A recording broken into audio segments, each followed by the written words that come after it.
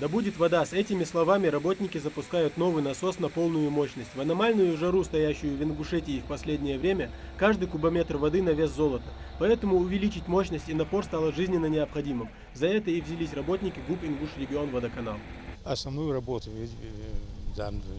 ведет даже бригада РММ, это ремонтно-механические мастерские, которые непосредственно у себя ремонтируют, изготавливают эти насосы и производят замену своими силами. Сегодня, значит, мы заменили насос ЭЦВ 160 на 140. Мы ожидаем, что кубов на 100 в час увеличится подача воды в те населенные пункты, где воды нас не хватает.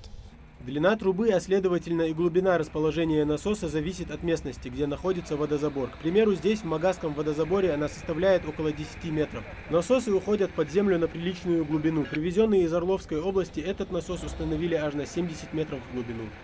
На сегодняшний день полностью насос заменить его.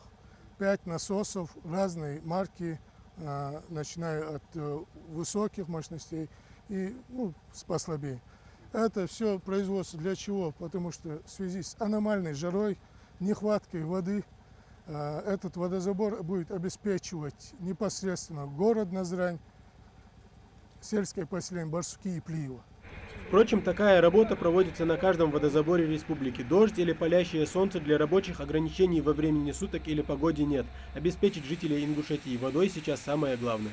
Во всех водозаборах мы ведем мониторинг, чтобы не было неплавных потерь электроэнергии, чтобы добыча соответствовала расходу электроэнергии. Вот эту работу мы постоянно через производство технический отдел и службу главного инженера ведем мониторинг.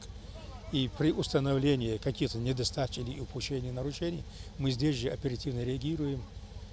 Работники у нас работают, несмотря ни на день, ни на ночь, ни на выходные, учитывая эту жару, которая сегодня у нас.